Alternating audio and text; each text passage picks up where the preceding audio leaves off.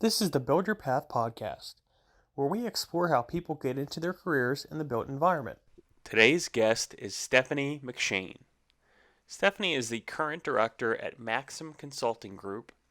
She is a self-made woman in construction, started her career as an electrician, from apprentice to superintendent, moved inside and sat at the estimating chair, went from trainee to chief, and during her operational career was deeply involved in starting and growing a chapter of Ace Mentor in Central California. Today's episode of the podcast is brought to you by Shapiro and Duncan. Build the lifestyle you deserve.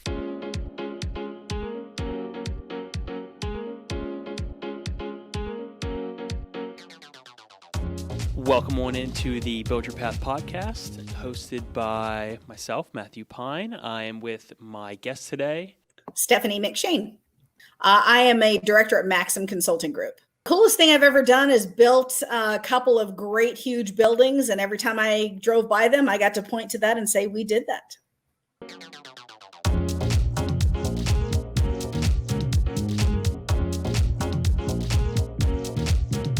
So, Stephane, happy to have you on the show. Thanks for doing this. You bet. Thank you.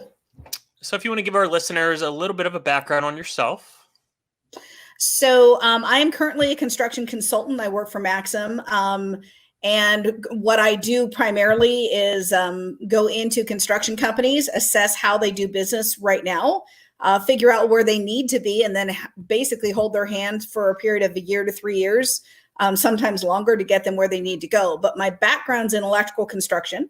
I'm actually an electrician by trade. So I started in the trade, apprentice, journeyman, foreman, superintendent, moved inside as a trainee estimator, sat in all the chairs to a senior and a chief, went into the project management side of the world from a trainee to a senior, became the branch manager of a large IBEW shop in California before taking a corporate position as director of pre-construction services. So I've been in the industry a really, really long time. Great to hear. Is there something that, you knew this was what you wanted to do in high school, or was it something you kind of found a little bit later on? I found it a little bit later on. I actually thought that I was going to take an entirely different path, but it was very strange. A lot of folks that are in construction follow a family member, and that's really a typical thing. My dad was both a civil engineer and an electrical contractor. Wow. So I've been exposed to the business since I was really young. At 11 years old, I was stocking service trucks and prefabricating material. So I've been around the industry since I was a kid. But really, I thought I was going to go a different path, but my passion's always been in construction, the actual ability to take something from nothing and then create this fantastic, whether it's a building or a traffic signal intersection or a high voltage job, whatever it happened to be, and be involved in that from ground up. That was where my passion was. So I just decided to go at it full bore. Has there been a mentor for you in your life or in the construction industry? It's really funny you asked that. I've had so many.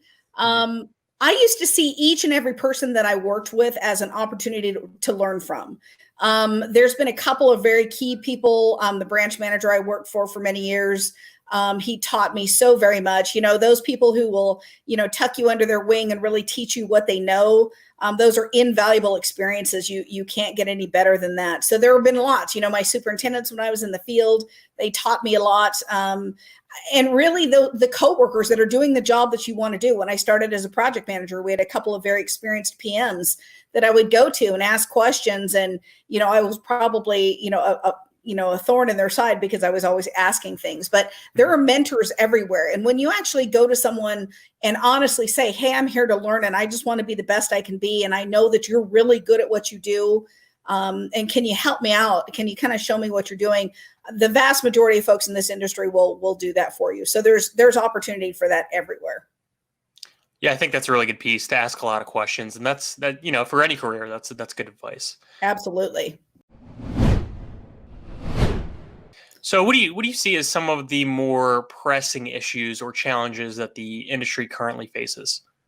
I think there's a couple. One of the most pressing ones I think that we're challenged by right now is the lack of people who are exposed to or want to enter our industry. I think there's a perception out there, and it certainly was there when I was young, that, folks that work in construction are less educated, or that this was an industry that people looked down upon. You went into construction because you couldn't go to college. And that can't be farther from the truth nowadays. When you think about the models and how they've changed, how the business models have completely evolved from years past, that is absolutely not the case. And so, there's a lot of us trying to do outreach and make sure that kids understand that there's a different path, and really the sky's the limit as far as what you want to create with those paths. So I think the pressing industries, I'm not sure that the construction industry as a whole is doing a great job at opening the doors to the kids who really could be tremendously successful in this business. Yeah, and I know we alluded to this earlier, but maybe you can flesh out a little bit, the coolest or the most unique thing you've ever done in your position. I'd say that's twofold. One, going onto a job site when it's nothing but dirt, and being able to figure out what that's going to take to get out of the dirt. And of course, I'm from the electrical side of the world, so it always starts with deep underground, right? We're putting those conduits in the ground. Then then we put the conduits in the slab before that concrete slab gets poured. Then the slab gets poured, then and the walls get stood, and we start doing roughing. Just the whole evolution of a job from dirt to a finished product, where the owner's walking through and is so thrilled to see that end product. And then, being able to have ownership of that entire process. I think being a field leader, whether it's a foreman or superintendent, is a tremendous gives you a tremendous feeling of accomplishment. Not only have you built this building, but you've also had the opportunity to teach and mentor those journeymen and apprentices that are below you at the same time. And then when you finished, your entire team gets to look back at that building and go, we did that. I just feel like that's such a cool thing to be able to be involved with. And what brings joy to your work? You've talked about it a little bit, but what gets you up in the morning? You know what? The construction industry is a people business. And, in very recent years, people have come to understand that culture and people development is the key to success for construction firms. So, what gets me up in the morning is the idea that the success of our industry is based on the people in it. And actually, that's why I do the vast majority of what I do with Maxim is teaching and speaking. That's well over half my portfolio. I work with all kinds of construction associations, NECA, MACNA, AGC, ABC, all of these different associations. But that gives me joy to bring education, to bring information, to bring opportunity to people that allows them to achieve, frankly, even greater goals than they ever set for themselves. That's what gets me up in the morning. They don't realize how much upward mobility there is and how much success there is to be had in this business. And to play a small role in opening that door for them gives me the greatest joy in the world. Would you say that you're passionate working with young people? Oh yeah, for sure. Like I said, unless you have a family member or someone close to you that's in this industry, you wouldn't know all the opportunities that are out here. So when I'm working with young people, and I get to show them the huge span of opportunities in the construction industry, it doesn't matter if you're into accounting or the operation side of the world, or you want to put the tools on, or you want to be in project management where you're managing customers and, contracts and clients.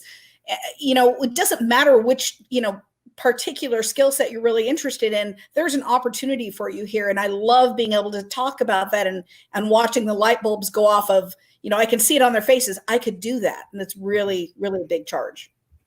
So tell us how, being an apprentice earlier in your life really shaped you as a young person.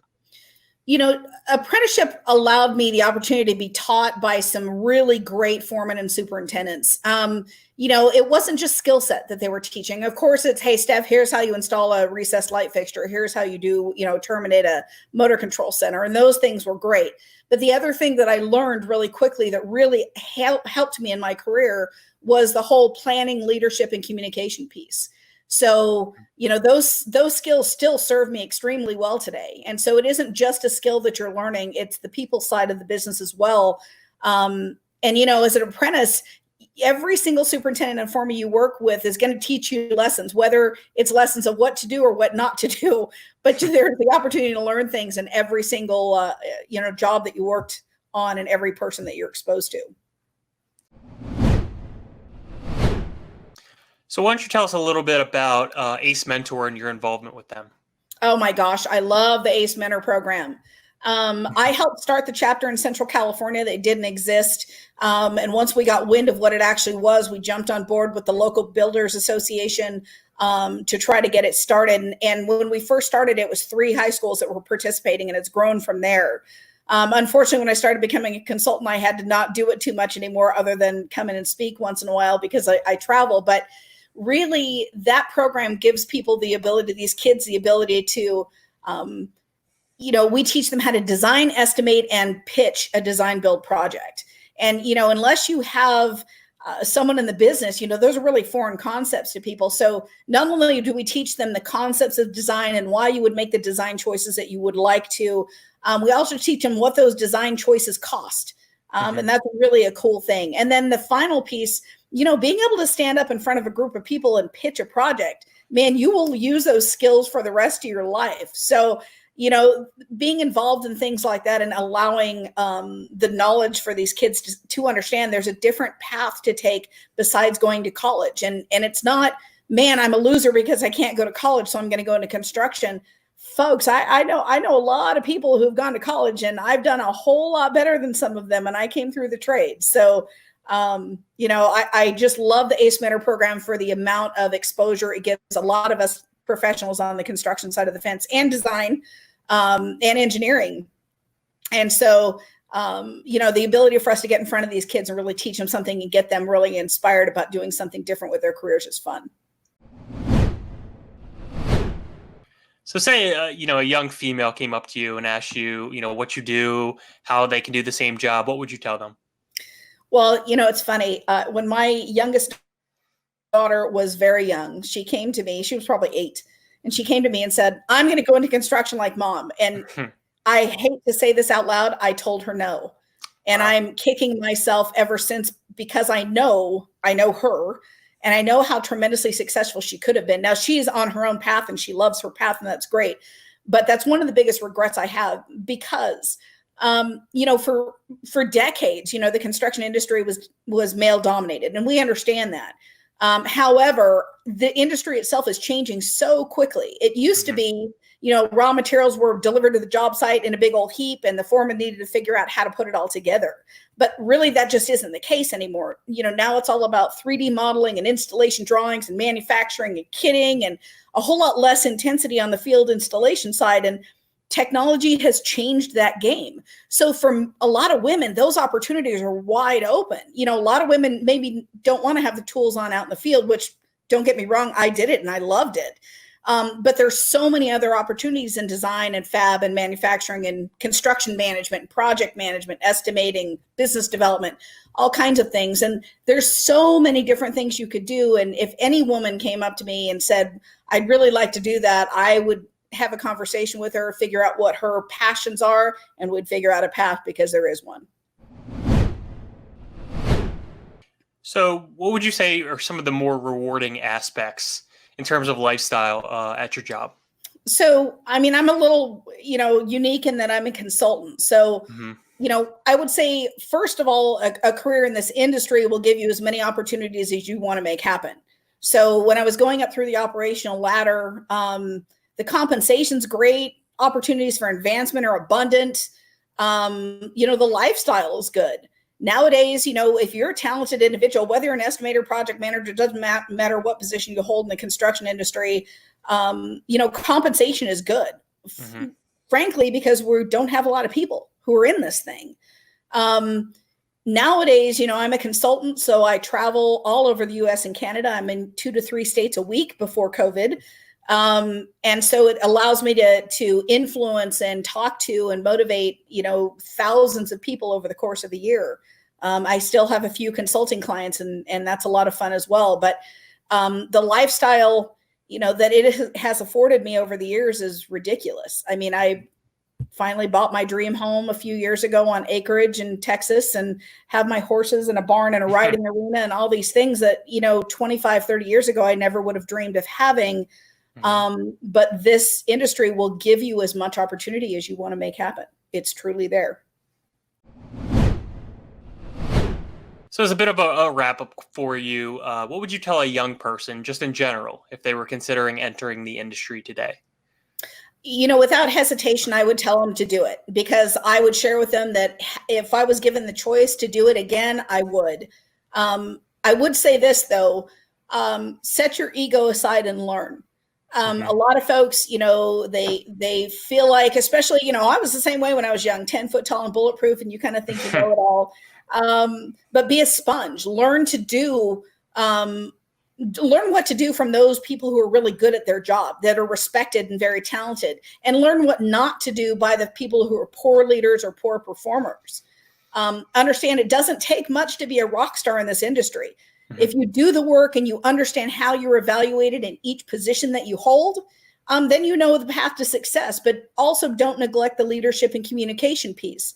Those are the key differentiators for upward advancement in this industry. Anybody can learn the task, but if you knock down the leadership and communication piece really well, that is the fuel in the tank for your advancement going forward. So would I do it again? Yes, I would absolutely share that with a young person. I would never hesitate to create a pathway in this industry. Well, Stephanie, we certainly appreciate your time coming on the podcast today. Thank you. You bet. Thank you.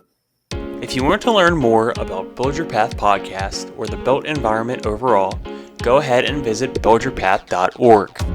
Another big thank you to our guest, Stephane McShane from Maxim Consulting Group. Once again, this episode was brought to you by Shapiro and Duncan. Build the lifestyle you deserve.